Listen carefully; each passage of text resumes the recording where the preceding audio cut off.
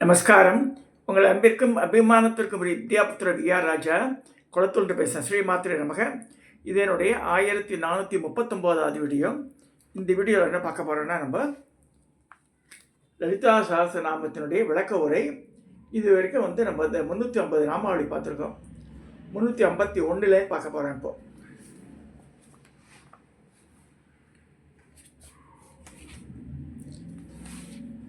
மண் கழிக்க வான் கழிக்க மணந்த சிவகாம வல்லி என்னை மறைகளெல்லாம் வாழ்த்துகின்ற வாம பெண் என்று வள்ளலார் பாடுறார்.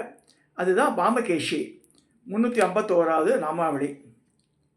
சுவாமியோ சதா தனலாய் தகிக்கும் தபஸ் இருக்கிறார். அவர் கூடவே இருக்கிறார். அம்பாள் கூடவே தான் இருக்கிறார். நேரமாகி விட்டது, ஓய்வெடுத்துக்கொள் என்று மாலை அப்படின்ற சிஷ்யனை சொல்கிறார் குரு.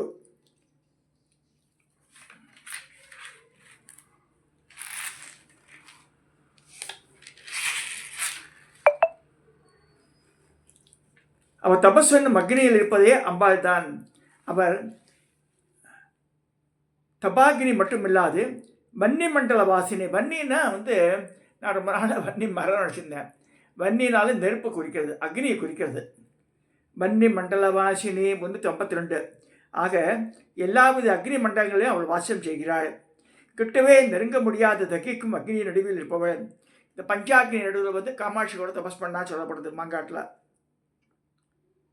அக்னி நடுவில் இருப்பவள் என்றால் தன்னை அண்ட விரும்பும் பக்தர்களுக்கு அம்பாள் எப்படி உதவி பண்ண முடியும்னு கேட்குறாரு சிஷ்யர். எங்கே எப்படி இருந்தாலும் அம்பாள் பக்தி மத் கல்பலத்திகா என்ற பெயருக்கேற்ப கற்பக விருஷம் மாறி பக்தன் கோரியவற்றையெல்லாம் கட்டாயம் தருவாள். பக்தன் வேண்டியதற்கு மிகவும் அதிகமாகவே வந்து விடுவாள். தேருண்டு கரியுண்டு பரியுண்டு மற்ற செல்வங்களும் யாபயம் உண்டு என்று வள்ளலார் சொல்கிறார். நமக்கு அம்பா வேண்டும் தரும் கற்பக விருஷம். ஆனால் நமக்கு என்ன வேண்டும் என்று கேட்க தெரியாவிட்டால் என்ன பண்ணுறதுன்னு கேட்குறார் சிஷ்யர். நமக்கு எது முக்கியம் என்று அவளுக்கு தெரியும். முக்கியமாக அவள் பசுபாச விமோசினி 354 என்பதால் பசுக்களாகிய நம்ம தான் பசுக்கள். நம்மை கட்டி போட்டிருக்கும் பாச பந்தத்தை விடுவித்து விடுகிறாள். தொழுதார் வினை வேரடியோடு அரைவே துகள் தீர்ப்பரமே என்று சொல்லியிருக்கார் திருப்புகழில் அருணகிரிநாதர். அவரிடம் நம்பிக்கை வை. அவர்களை அவள் யாரை நம்பிக்கை வச்சிருக்காளோ அவள் அவள் கவனித்துக் கொள்கிறாள். அம்பாள் சம்ஹிருதா சேஷ பாஷண்டா. சம்ஹிருதா சேஷ பாஷாண்டா அப்படின்னா 355. அவள் பெயருக்கேற்ப தர்ம விரோதமான நடத்தை உள்ளவர்களை சம்ஹாரம் பண்ணுபவள். அவர்களால் உனக்கு தொந்தரவு வராமல் பார்த்துக்கொள்வாள். சதாசார பிரவர்த்திக்கா 356 என்னுமா போலவே அம்பாள் துஷ்டர்களை அடக்கி சதாச்சாரத்தை தர்ம வழிகளை அனுசரித்தின் போடு போய் செய்கிறாள். பார்ப்பவர்களுக்கு இப்போ லோகத்தில் நாம் பார்த்தோமானால் தர்மத்தில் நாட்டமுடையவர் ஜத்தனங்கள் கஷ்டமாடுற ஆரம்பிச்ச எல்லா கருதியும் பண்ணுறவன் நல்லா இருக்காளே கேட்குறாரு. பார்ப்பவர்களுக்கு அப்படி தோன்றும். உண்மை அப்படி இல்லை. அவர்களை பொறுத்தவரை அவர்கள் நிம்மதியுடன் சந்தோஷத்துடன் தான் இருந்து கொண்டிருப்பார்கள். அம்பாள் தாபர்த்தியாத்தி சந்தக்த ஷமாக்லாத்ரிக சந்திரிகா. தாபர்த்தியாத்தி சந்தக்த சமாக்லாதன சந்திரிகா 357. என்னபடியாக தாபங்கள் என்னும் அக்னியால் தகிக்கப்பட்டவர்களுக்கு தன் கருணை என்னும் குளிர்ச்சியை தருகிறாள் அம்பாள்.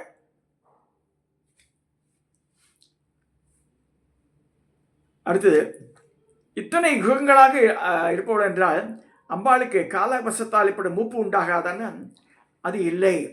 தருணி. தருணினா 16 வயசு பொண்ணு தருணி. பாலான்றது 9 வயசு பொண்ணு. தருணின்றது 16 வயசு பொண்ணு. சுமங்கலின்றது 30, 40 வயசு. சுவாசினது 75 வயசு இருக்கணும். சுவாசினி பூஜைன்ற இவெல்லாம் பண்ணுறா 30, 40 வயசுக்குள்ளே உட்காந்து வச்சுடுறா. அது பண்ணக்கூடாது. சுவாசினியாக அந்த உட்கார்ற கிட்டத்தட்ட 70 ரைப்பண்டு லேடியாக இருக்கணும். தருணி 358 என் இளமையுடன் இருக்கிறாள் அம்பாள். அடுத்தது, அபிராமியப்பட்ட சொல்ற மாயா முனிபெரும் வந்து சென்னி குறிதரும் சேவடி கோமளைமே கொன்றைவார் சடைமேல் பனிதரும் திங்களும் பாம்பும் பகீரதை படைத்த புனிதரும் என் புந்தி என்னாலும் பொருந்துகவே என்றார். தாபசாராத்தியா 359. தபசுகளால் அன்றும் என்றும் ஆராதிக்கப்படுபவள். அடுத்தது, தபஸ் பண்ணுபவர்கள் உணவு உறக்கம் எதுவுமே இல்லாமல் உடல் மெலிந்து காணப்படுவார்களே, அம்பாள் விஷயம்னா அவளும் மெலிதானவள் தான். முக்கியமாக அவள் எடை தனுமத்தியா 360 என்னும் மெல்லிய எடையுடையவள். காஞ்சிபுரத்தில் அவளுக்கு தனுமத்தியா என்று பெயர். குறுகிய இடம். காஞ்சிபுரம் மட்டும் இல்லை, இது பக்கத்தில் ராணிப்பேட்டை பக்கத்தில் திருவலம்னு ஊர் இருக்கு. பில்பராஜீஸ்வரர் தனுர்மத்தியாம்பிகைன்னு பேர். அதாவது இந்த தனுவோட மத்திய பாகமாட்ட அந்த எடை இருக்குன்னு சொல்லப்படுறது. பில்பநாதீஸ்வரர் தனுர்மத்தியாம்பிகை திருவலம்ன்ற ஊரில் இருக்கு. பாடற்பட்ட ஸ்தலம். தமோபக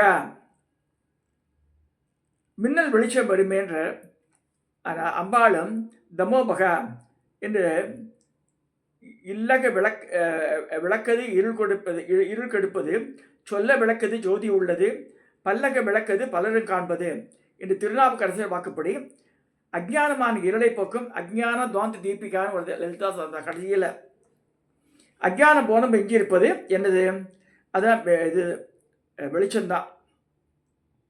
அதுவும் அவளே அம்பாள் தான். சிதி 362 ஞானஸ்வரூபிணி. இது இந்த ஞானமே மிஞ்சி இருக்கும். ஞானம் என்பது தத்துவமசி போன்ற மகா வாக்கியங்கள் உபதேசத்தால் ஏற்படும் என்பார்களே அடிக்கிற அந்த மகா வாக்கியங்களை குறிப்பது அம்பிகை தான். எனவே தான் அம்பாளுக்கு தத்பத லட்சியார்த்த 363 என்று சொல்லப்படுகிறது. தத்துவமதி முதலிய மகா வாக்கியங்களில் வரும் தத் என்ற பதத்தினால் குறிக்கப்படுபவள் அன்னை. அம்பாளை பற்றி ஞானம்தான். சிதேசக ரூபிணி, சிதேகரச ரூபிணி 364 முழுக்க ஞான வடிவானவள். எனவே ஞானம் என்பது அம்பாளை பற்றிய விஷயம்தான் ஆகிறது. நதி உண்ட கடல் என சமயத்தை உண்ட பரிஞான ஆனந்த ஒளி என்று தாய்மானவர் சொல்றார். ஸ்வாத்மானந்த லலீபூத பிரம்மாத்யானந்த சந்ததி 365 அம்பாள் அவளுடைய ஆனந்தம் என்பது ஒரு சமுத்திரம் என்றால், பிரம்மா விஷ்ணு சிவன் மற்ற எல்லா தெய்வங்களும் மொத்த ஆனந்தம் இந்த சமுத்திரத்தில் ஒரு துளியே. அப்போ எல்லா தெய்வத்துக்கும் மேலான அம்பாள். ஆமாம், சந்தேகம் என்ன? அவளே பரா 366 மாதா புராரி சுகபாரி பறை உமை ஆகாசுரூபி அபிராமி என்று தேவியை போற்றிய திருப்புகள். பிரத்யக்ஷ ரூபா 367 அவள் பெயருக்கேற்ப நம் அறிவை உள்நோக்கி இருக்கும்படி திருப்பக்கூடிய சித்ரூபமாயிருக்கிறாள். சித்ரூபி பரதேவதா பகவதி ராஜராஜேஸ்வரி. ராஜராஜேஸ்வரி அஷ்டகத்திலையும் வருது. நோக்கரிய நோக்கே நுணுக்கரிய நுண்ணறிவு என்று போற்றிய திருவாசகம். அறிவை உள்முகமாய் திருப்ப என்ன நடக்கும்? அவளே பஷ்யந்தி 368 நம்ம அம்பாளுக்கு பெயர். சகலத்தையும் தன்னிடமே பார்க்கிறபடியால் இந்த பெயர் பஷ்யந்தின்னா அதான். அதனால் உள்ளே காணப்படுவது எல்லாம் அவளே, காணப்படுவது காண வைப்பதும் அவளே. பக்தன் மனுஷனானால் என்ன, தெய்வமானால் என்ன, எல்லோருக்கும் அம்பாள் எல்லாரும் அம்பாள் பக்தர்கள் தானே. சர்வலோகத்திற்கும் ஈஸ்வரனாயுள்ள காமேஸ்வரருக்கு அம்பாள் ஜீவநாடியாக இருப்பதால் அவளை காமேஸ்வர பிராணநாடி 373 என்கிறோம்.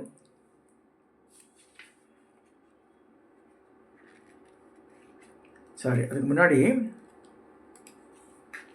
தப்பா சொல்லிட்டேன்.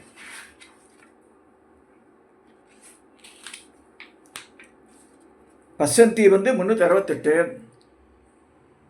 அடுத்து 369 பரதேவதா. காண வைப்பது என்பது காரியத்துக்கு வேண்டிய சக்தி இல்லையா? ஆம், அம்பாளே பரதேவதா 369 எல்லா தேவத்துக்கு அவள் தான் சக்தி அளிக்கிறாள். அடுத்தது மத்தியமா 370 அவளை போற்று சக்தியை நமக்கு தருவது மட்டுமில்லாமல் அவளை போற்று வாக்கின் வடிவாக இருக்கிறாள். மத்தியமான என் வாக்ஸ்வரூபமாக இருக்கிறாள். சப்தம் என்பது பரா பஷ்யந்தி மத்தியமா வைகிரி என்று 4 வகைப்படும். அதில் மத்தியமாவாக அடுத்து அந்த தெளிவான வாக்கின் வடிவில் போலும் அம்பாள் தான். அவளே வைகரி ரூபா 371. சொல்லில் விளக்கும் சொல்றே சக்தி அப்படி பாரதி சொல்றார். கள்ளமற்ற முனிவர்கள் கூறும் கருணை வாசகத்து உள்ளிருந்து ஒளிவாள் என்று பாரதி சொல்கிறார். திருவாசகம் என்ன சொல்றது? கூறும் நாவே முதலாக கூறும் காரணம் எல்லாம் நீ, தேரும் வகை நீ, திகைப்பின் நீ, தீமை தன்மை முழுதும் நீ என்று திருவாசகம் சொல்றது. வாக்கில் வரும் விஷயத்தை விட மனதில் தோன்ற பக்தி பன்மடங்காயிற்று. ஆம், அதனால்தான் அம்பாளை நம் பக்தமான ஹம்சிக்க 372 அதாவது பக்தனுடைய மனதாகிய மானசரஸ் என்னும் ஏரியில் விளையாடும் அன்னப்பறவை போல அம்பாள் இருக்கலாம். மானசரோவர் ஏரியில் அவ்வளோ குளிர்பிரதேசம் இமயமலையில் அங்கே இந்த அன்னங்கள்லாம் விளையாடுறது. Even today it's happening. பக்தன் மனுஷனானால் என்ன, தெய்வமானால் என்ன, எல்லோரும் அம்பாள் பக்தர்கள் தானே. சர்வலோகத்துக்கும் ஈஸ்வரனாய் உள்ள காமேஸ்வரனுக்கு அம்பாள் ஜீவனாடியே இருப்பதால் அவளை காமேஸ்வர பிராணநாடி 373 அப்படின்றோம். ஆலகால விஷயத்தை உண்டு சாமிக்கு ஒன்றும் ஆகவில்லையே. எல்லாம் காரணம் அம்பாள் கையை கழுத்து பிடிச்சதுனால. சிவா ருத்ரசே பேச்சஷி என்று ஸ்ரீருத்ரன் சொல்கிறது. பேச்சஷம் என்றால் மருந்து. சகல புவனங்களுக்கும் ஈஸ்வரனாகிய சுவாமிக்கே ஜீவன் அவள்தான். அம்பாளுக்கு அதே போல சகல ஜீவன்களுக்கு செய்யும் எல்லா காரியங்களையும் நன்கு அறிந்தவள். எனவே அவளை கிருதஜ்ஞா 374 என்கிறோம். கிருதஜ்ஞா சொல்கிறோம். அடுத்ததாக நம் காரியங்கள் ஈடுபடுவதற்கு முக்கிய காரணம் ஆசைதான். காமக்குரோதங்களே நம்மை வெவ்வேறு விஷயங்களில் ஈடுபட வைக்கிறது. அந்த காமமே நம் அம்பாளை வழிபட்டதால் தான் நம்மளையெல்லாம் ஆட்டுப்படைக்கும் சக்தியை பற்றது. காம பூஜிதா 375. அம்பாளின் பெயர் மன்மதனால் பூஜிக்கப்பட்டவள். காம பூஜிதான காமேஸ்வரர் அல்ல. இங்கே காமன்றது மன்மதன். மன்மதனுடைய வித்தியை தான் காதி வித்தியை ஹாதி வித்தியன்று. காதி வித்தியை மன்மதன். மன்மதன்றது நமக்கு நினைவுக்கு வருது காமரசம் தான். அவன் எங்கே இருந்து வந்தான்? இந்த மாதிரி விஷயத்தில் இத்தனை சாமர்த்தியம் சக்தியும் பெற்றான்னா வேறெங்கே? அவன் உபாசித்த அம்பாளிடமிருந்து தான். அவளுக்கு தெரியாத விஷயம் இல்லை. அவற்றை சிங்கார ரசம் என்று சிங்கார ரச சம்பூர்ணா 376 என இந்த கலையிலே பூரணமாயிருப்பவள். சிங்கார ரசத்தினால் எதை வேண்டுமானால் சாதித்து விடலாம். உண்மைதான். எனவேதான் அம்பாளை ஜெய 377 எதிலும் இங்கேயும் வெற்றி படைத்தவள். இந்த வெற்றி தரும் சாமர்த்தியம் கொண்ட சிங்காரசம் பூர்ணமாய் நம்மிடம் நிலைத்திருக்கும் இடம் பூர்ணகிரிப்பீடம் அநாகர சக்கரத்தில் உள்ளது. நம் சரீரத்தில் காமகிரி, பூர்ணகிரி, ஜாலந்திரம், ஒட்டியானம் என்ற பெயர் கொண்ட பீடங்கள் முக்கியமானது. மூலாதாரம், அநாகதம், விசிக்தி, ஆக்ஞா. அந்த சக்கரத்தெல்லாம் இந்த மாதிரி பீடங்கள் பீட சக்தியாக இருக்க அம்பாள். அடுத்து ஸ்ருங்கார ரச சம்பூர்ணா. அது ஜாலந்தர பீடமா? ஜாலந்தர பீடத்திலே அம்பாள் ஜாலந்தர ஸ்திதா 378 இந்த பெயரோட அப்பீடம் இருக்கும். புத்தி சக்கரத்தில் வீட்டிருக்கிறாள். அப்போ ஒட்டியான பீடத்தில் ஒட்டியான பீடம் இல்லையா? 379 அந்த பீடம் இருக்கும். அக்ஞா சக்கரத்தில் இருக்கிறார். இது ஒட்டியான பீடம் காஞ்சிபுரம். இந்த ஆதி காமாட்சி தான் ஒட்டியான பீடம். இன்னும் வேற எந்த சக்கரத்தில் அம்பாள் மாதிரி இருக்கிறார்? முக்கியமாக பிந்து மண்டல வாசினி 380. ஆக ஸ்ரீசக்கரத்தின் நடுவில் இருக்கும் சர்வானந்தமய சக்கரமாக பிந்து மண்டலத்தில் அங்கு வசிக்கிறாள். அடுத்ததாக அம்பாளுக்கு ரகோஜ கிரமாராக்யா என்ற ஒரு பெயர் உண்டு. இப்படி அந்த ரகாய கிரமன்றது ஒரு பெரிய பூஜை ஸ்ரீவித்யா. அதில் ரகோயாக கிரம பெரிய ஹோமம்லாம் பண்ணுறது. பொதுவாக அப்படித்தான் ஸ்ரீவித்யா சம்பந்தமான பூஜைகள் சில ரகசியமானவை, குருமுகமாக மட்டுமே தெரிந்து கொள்ள முடியும். இப்படி மிக ரகசியமாக காப்பாற்றப்படும் உபாசனை முறைகளால் ஆராதிக்கப்படுவள். அதனால தான் ரகோஜாக கிரமாராஜியா சொல்லியிருக்கு 381. அடுத்து ரகசியமான உபாசனைகளால் அவளை திருப்திப்படுத்த முடியுமா? மந்திர அர்த்தங்களை நன்கு அறிந்து கொண்டு செய்யும் பூஜைக்கு ரகஸ்தர்ப்பணம் என்ற பெயர். அப்படிப்பட்ட பூஜையால் சந்தோஷம் அடைப்பவள் ரகஸ்தர்ப்பண தர்ப்பிதா. தர்ப்பணம் வேறு பண்ணுவா எல்லா தேவிகளுக்கும். இப்போ மாதங்கிக்கு, வாராகிக்கு, அம்பாளுக்கு எல்லாருக்குமே இந்த மூலமந்திரம் சொல்லி மஞ்சள் தண்ணியில் வாசனை தேர்வெல்லாம் கலந்து அதில் பண்ணுறது. அவள் சந்தோஷம் பண்ணால் என்ன பண்ணுவாள்? சத்திய பிரசாதினி 383 என்னும் பெயருக்கேற்ப விரைவில் அனுகிரகம் பண்ணிவிடுவாள். அனுகிரகம் பண்ண ஜனங்களுக்கு என்னென்ன செய்ய வேண்டும், அவளுக்கு அவளை பற்றி விஷயங்கள் லோகத்தில் என்னென்ன எப்படிலாம் நடந்து கொண்டிருப்பது என்று தெரிய வேண்டும். மகாராணியா ஸ்ரீநகரத்தில் அமர்ந்திருக்கும் ஈஸ்வரிக்கு இந்த விஷயம்லாம் தெரியுமா? நிச்சயமாக இதுவும் தெரியும், இதற்கு மேலும் தெரியும். விஸ்வசாட்சினி 384 அவள் எல்லாத்தையும் பார்த்துட்டு இருக்கா. அடுத்தது தனக்கு சாட்சியே இல்லாதவள் சாட்சி வர்ஜிதா 385 யாரும் இல்லை என்ற உண்மையா? அம்பாளை சுற்றி எப்போதும் பரிவார தேவர்கள் இருக்க வேண்டுமே. ஒரு வகையில் அதுவும் சரிதான். அம்பாள் ஷடங்க தேவதா யுக்தா 386 என்னுடைய ஹிருதயம், சிரஸ், சிகை, நேத்திரம், கவசம், அஸ்திரம் ஆகிய அங்கங்களில் சக்தி தேவதால் சூழப்பட்டுள்ளவள். அடுத்தது இங்கே தேவதைகள் என்று குறிப்பிடப்பட்டது சக்திகளையா இல்லை தத்துவங்களையா கட்டதுக்கு அப்படியும் சொல்லலாம், இப்படியும் சொல்லலாம். அதனால்தான் அம்பாளை ஷாட்குண்ண பரிபூரித்தா 387 6 குணங்களால் நிறையப்பட்டவள். ஐஸ்வர்யம், தர்மம், கீர்த்தி, செல்வம், ஞானம், வைராகி என்பவை இந்த 6 குணங்கள். ஆமாம், சந்தேகம் என்ன? அம்பாள் நித்தியக்கிழந்தா 388 என்ற பெயருக்கு ஏற்ப எப்பொழுதுமே தயையுடன் கூடியவள் என்பதை மறக்காதே அப்படின்றார். அடுத்ததாக நித்தியக்கில்லா என்பவள் அம்பாளை சுற்றிக்கும் திதி நித்தியாதில் காமேஸ்வரி பகவான் நித்தியக்கில்லா பேர் உண்டான் வருது. 3வது தேவதையே வந்துடும். திதி நித்தியால ஒத்தியவ அம்பாளுக்கு ஒப்புமையாக சொல்லியிருக்கிறது எப்படி நியாயமாக கேட்குறாரு. அம்பாளுக்கு ஒப்புமையாக யாரையுமே சொல்ல முடியாது. அவள் நிருபமா 389 தனக்கு ஓமை உள்ளாதவள். தாழ் சேர்ந்தார் கல்லார் மனக்கவலை மாற்றல் இது என்று ஓமையே சொல்ல முடியாதவள் நிருபமா. நிர்வாண சுகதாயினி அப்படின்னா என்ன? இன்னதென்று வர்ணிக்க முடியாத மோட்ச சுகத்தை பக்தனுக்கு அளிக்கும் நிர்வாண சுகதாயினி 390. அம்பாளை நித்தியக்கில்லா என்று சொல்கிறோம். மீதி நித்யாவில் என்ன ஆகுது? தித்தி நித்யால கிட்ட நித்யா ஷோடசிகா ரூபா 391 என்னும்படியாக 16 திதி நித்யா தேவதைகளின் ரூபமாகவும் இருப்பவள். 15 திதி நித்யா காமேஸ்வரி பகவான் நித்தியக்கில்லா பேருண்டா வன்னிவாசினி மகாபஜ்ரேஷி சிவதூதி துரிதா குலசுந்தரி நித்யா நீலபதாக்கா விஜயா சர்வமங்களா ஜாலாமான நட்சத்திரா 15 தான் அது. மகாநித்யான்றது நடுவில் வருது 16. அமாவாசை பௌர்ணமி, பௌர்ணமிட்டு அமாவாசை. அம்பாளிடம்தான் எல்லாமே. அப்புறம் ஸ்ரீகண்டாத்த சரீரணி 392 பாதி மாதோடும் கூடிய பரம்பரன் என்று மாணிக்கவாசர் சொல்கிறார். ஸ்ரீகண்டனா சுவாமி சரீரத்தில் பாதியானவள். குறவார் சூழன் மடவாள் கூரடையால் ஒரு பாகம் என்ற சுவாமியை போற்றிய திருவாசகம்.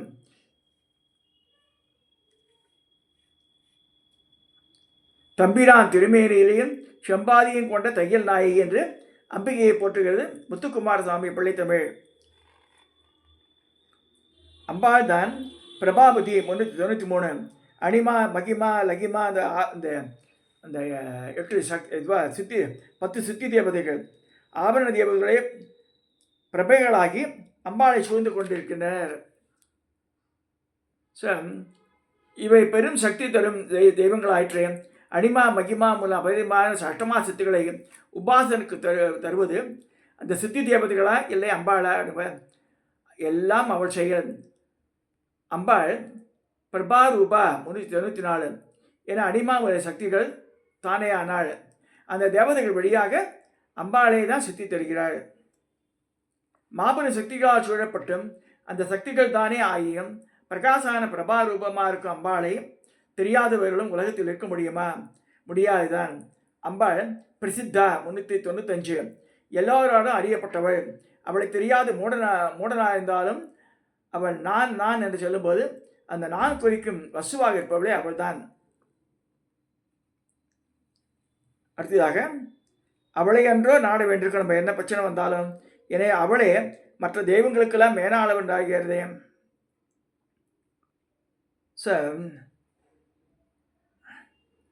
ஐயமில்லை. அதனால்தான் அம்பாளை பரமேஸ்வரி 396 என்று கொண்டாடுகிறோம்.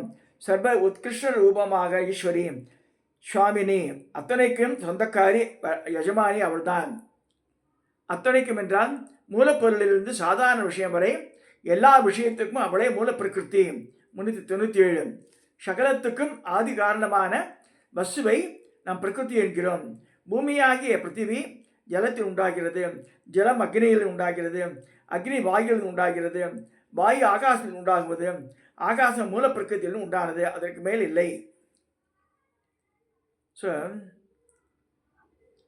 பூமி, ஜலம், அக்னி, வாயு, ஆகாசம் மற்றும் இவைகளுக்கெல்லாம் ஆதாரமான மூல பிரகிருதி எல்லாம் அம்பாள் என்பது நமக்கு தெரியவில்லையே. தெரியாவிட்டாலும் அது நிஜம்தான். அத்பக்தா 398 அவளை வெளிப்படையாக தெரிந்து கொள்ள முடியாது. வெளிப்படையாக தெரியாத சக்தியை எப்படி ஒரு சக்தி என்று அறிவது? இந்த சக்தியை எப்படி வழிபாடு செய்து நல்ல கதியை அடைவது என்று நமக்கு எப்படி சாரோன்னு கேட்கிறார். முடியும். ஏனென்றால் அம்பாள் பக்த அபக்த ஸ்வரூபிணி. 399 வெளிப்படையாக தெரிந்தும் தெரியாமலும் இருப்பவள். சொல்லினுக்கு எளிதாகவும் நின்றால் சொல்லை வேறிடம் செல்லவும் வழிவிடாள் என்று தேவியை போற்றுகிறார் பாரதி. வெளியில் நாம் காண்பதும் அவள், நாம் காணாதும் அவள், ஆக எல்லாமே அவள். பூவினில் நாற்றம் போன்று உயர்ந்து எங்கும் ஒழிவர நிறைந்தது மேவி என்று அம்பாளை வியாபினி 400வது நாமாவளி. எல்லாத்திலும் அவள் தான் நிறைஞ்சிருக்கா. அங்கிங்கெனாதபடி எங்கும் பிரகாசமாய் ஆனந்த பூர்த்தியாகி அருளுடன் நிறைந்தது என்று தாயுமானவர் வாக்குப்படி எங்கும் வியாபித்து இருப்பவள் அவள். 400வது நாமாவளி. சத்தமும் எங்கும் எல்லாம் தானாகி என்ற சிவம் சொல்லி இந்த 400வது நாமாவளியை அதோட நான் இன்றைய பகுதியை நான் நிறைவு செய்கிறேன். நீங்கள் 8வது நாள் மிச்சத்தில் அடுத்த வருங்காலத்தை பார்க்கலாம். நமஸ்காரம். சப்ஸ்கிரைப் பண்ணுங்கள், ஷேர் பண்ணுங்கள், லைக் பண்ணுங்கள். என் பின்னாடி என்ன படம்னா தாராதேவி. இன்னைக்கு வியாழக்கிழமை நீல சரஸ்வதி நம்ம படம் அது. நமஸ்காரம்.